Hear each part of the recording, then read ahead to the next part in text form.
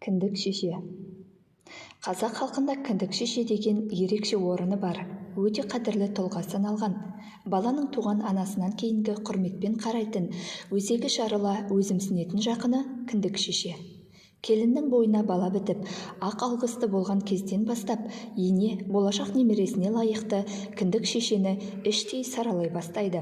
Ол аралықта мен болам деп өз тарапынан қолқа салушылар мен таласушылар да көбейеді. Солардың арасынан пейілі түскен адамды ене өзі таңдайды. Пәленшенің мінезі биязы, үнемі жайдары жүреді. Түгеншенің жүріс-тұрысы салмақты, істеген ісі берекелі деген секілді кісінің жақсы қасиеттерін жинақтай келе кіндік шешені алдын ала белгілейді. Екеуміз де ниетімізге жетейік, келініме бас көз бол деп келін енесі көңілі қалаған әйелге ризашылығын білдіреді. Бұл үлкен сенім әрі мәртебе. Өзін кіндік шешелікке жараймын деп жауапкершілікті көтеруге шынайы ниет еткен әйел келіншек пен күйеуін үйіне арнап шақырып кәделі тамақ береді. Сол күннен бастап аралас құраластары жиілеп, екі үйдің арасында әдемі қарым-қатынас басталып кетеді екен. Болашақ кіндік шеше әрбір сәтті пайдаланып, келіннің үй шаруасына қолғабыс етіп, оның шаршамауын қадағалайды. Бойын күтуді, қалай жүріп тұруды, қалай тамақтану керектігіне дейін ұқтырып, іште жатқан шақалаққа әу бастан-ақ қамқорлығын жасайды. Енесі ашық айталмайтын жайларды түсіндіріп дегендей, бір сөзбен айтқанда ана болуға дайындайды. Олар бұрыннан жинақталған тәжірибелерге сүйене отырып, ай толғақ, апта толғақ дейтін хабаршы толғақтардың күнін санап, келіннің қай кезде босанатынын алдын ала есептеген. Соған орай үйді, төсек орынды кіршіксіз тазартып, арасында арша, адыраспан түтіндетіп, отбасын залалсыздандырады. Сонымен бірге туыт жеңіл болсын деп, күнде келіншектің құйымшағынан бастап, көкжелкесіне дейін қойдың құйрық майымен сылап, қол батыра уқалайды. Салқын тиіп желдеп қалмауын ықтияттайды. Міне, осы секілді жұмыстардың талайын болашақ кіндік шеше атқарады. Өйткені жас келін аман-есен көз жарып, қол-аяғын бауырына алса, кіндік шешенің ниеті қабыл болды. Қолы жеңіл екен дейтін абыройға ие болып, көңіл аясы көтеріліп жатады екен. Кіндік шешенің жұмысы мұнымен бітпейді. Енді жас босанған ана мен нәрестенің күтіміне көмектеседі. Тұңғышын өмірге әкелген келіншек жаңа өміріне жаттыққанша, белі бекігенше, қолын суға салғызбай, кір-қоңын жуып, баланы шомылдыру, сылау, құндақтау, жаялық жөргектерді таза ұстау секілді бір қарағанда ұсақ-түйектей көрінетін, бірақ өте қажетті шаруалардың барлығын дерлік кіндік шеше мойнына алған. Баланың ең алғашқы киімі ит-жейдені тігіп әкелу де тікелей оның міндеті болған. Баланың былайғы өмірінде сол жанашырлық, мейірім-ықылас кіндік шеше тарапынан толастамайды. Сәбиге қатысты өткізілетін шілдеханадан бастап, үйлену не ұзатылу тойына дейінгі барлық шараның басы қасында жүреді. Оны айтасыз, өзі түгіл бүкіл отбасы мүшелерінің барлығы кіндік балаға айрықша бауырмалдықпен қарап қадірлеген. Баланың ата-анасымен қатар кіндік шешеге көрсетілер құрметтің орны бөлек болыпты. Қыз ұзатып, келін түсіріп, екі ел құдандалып болып жатқанда да ата-анамен бірге ат аталып, төрден орын берілген. Кейін бала ат жалын тартып, мінер азаматтыққа жеткенде кіндік шешенің еңбегін ақтап, іздеп сұрап, сый-сияпатын жасай жүруді өзіне парыз санапты. Ұзатылып кеткен қыздар төркіндеп келгенде арнайы тарту таралғысымен кіндік апасының алдынан өтіп, ақ батасын алады. Мұның өзі береке-бірлікке, ынтымақ татулыққа көпір болып жалғасып жатады екен. Қазақ халқы бала кіндік шешеге тартады деп тегін айтпаған.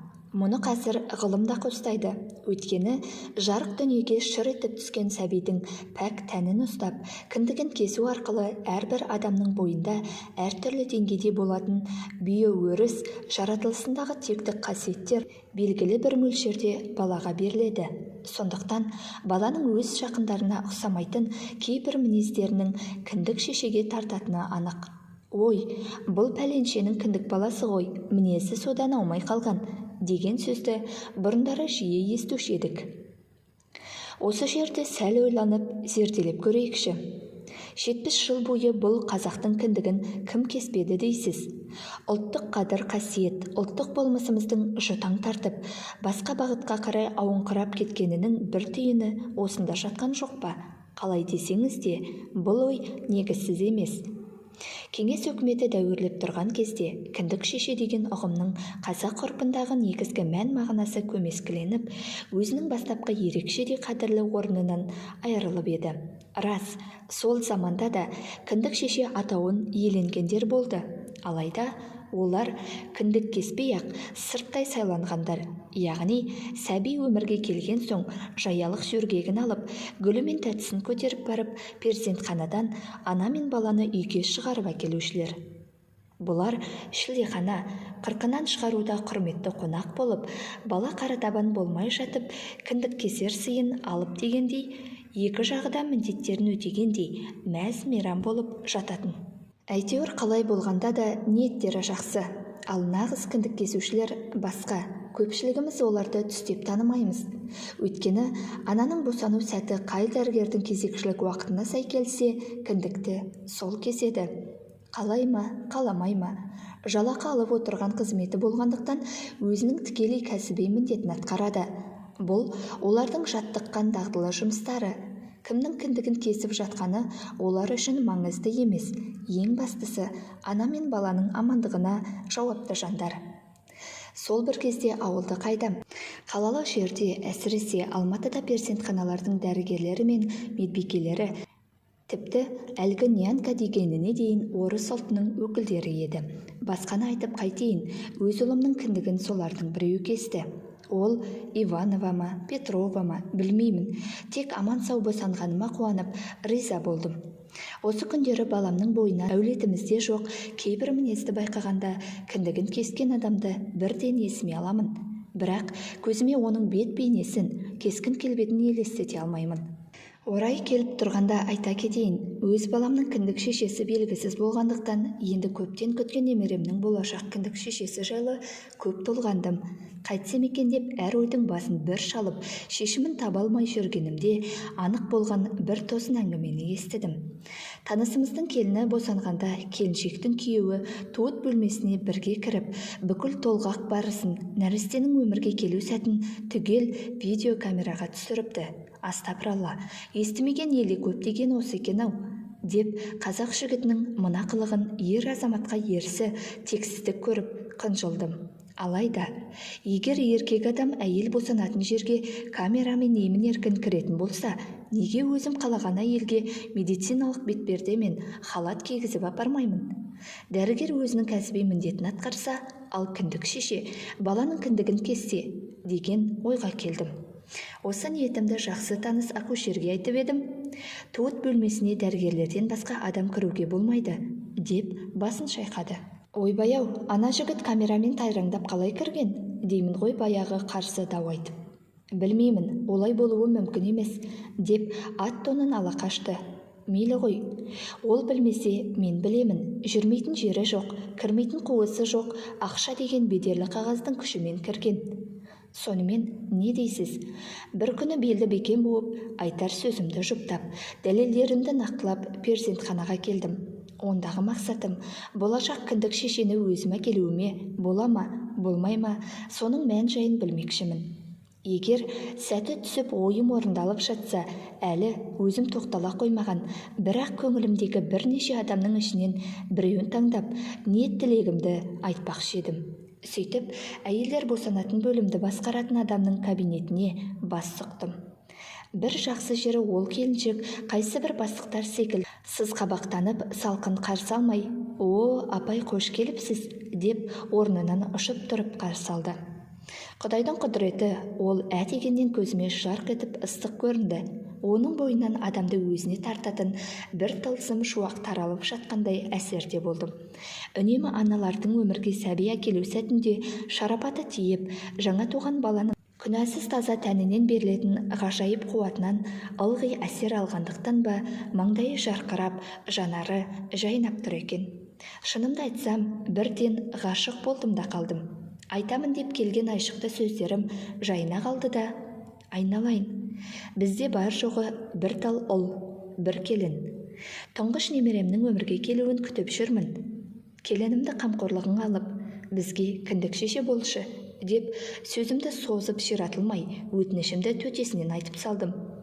Ол алғашында біртүрлі абдырап қалғандай болды. Әнтек үзілістен кейін: апай, ана мен баланың қауіпсіз болуын қолымыздан келгенше қамтамасыз етіп, қызмет істеу біздің ең үлкен борышымыз. Ал бүкіл қазаққа белгілі шаңырақтың келініне бас көз болып, аман сау босандырып, кіндік шеше атансам, мен үшін зор мәртебе ғой, деп ризашылығын білдірді. Бұл әңгіме 1998 жылы желтоқсанның 3 күні болып еді. Ол содан бастап келінімді қадағалап, денсаулығын бақылап, дәрігерлік ақыл кеңестерін беріп, жанашырлықпен алдағы күн дайындады. Иә, әр нәрсе өз уақытымен деген. Алланың рақымымен желтоқсанның 22 жұлдызында анарым аман-есен көз жарып, өмірге балпанақтай ұл келді. Атаның туған күніне 2-ақ күн жетпей туған немереміз Бақытжан екеумізді ата, әже атандырып, көңілімізді көк аспанға шарықтатып, марқайтып тастады. Мен қателеспеген екенмін. Ұлтай Дауылбай қыз азын көпке балап жүретін өте ақ көңіл, еңбекқор, айналасынан алғыс естіп жүретін ақеділ жан екен. Ол екі шаңырақтың қою араласуына дәнекер болып, өрісіміз кеңейе түсті. Ұлым мен келінім Ұлтай мама деп құрақ ұшып жақсы көрді. Тілі жаңа шыға бастаған немерем бір жолы ол келгенде «Мама Уля» деп былдырлап қолын созып ентелегені бар. Содан бастап ол Мама Уля атанып кетті. Кейін екінші немеремді де қамқорлығына алып, момышұлы әулетіне қосқабат кіндік шеше болды. Біздің үйдің барлық қуанышы мен қайғысына ортақтасып, үнемі қасымыздан табылып жүргендіктен, оны туған туысқан, жекжат жұрат, дос-жаран түгел таниды. Танып қана қоймай, біреуі кіндік апа деп, біреуі кіндік әпке деп атап, сыйлап тұрады. Мұндай сый құрметтің тамыры ұлтымызға тән қазақи болмысымыздың, ықылас пен пейілімізден басталып, осылай нәр алып жатқан болса керек.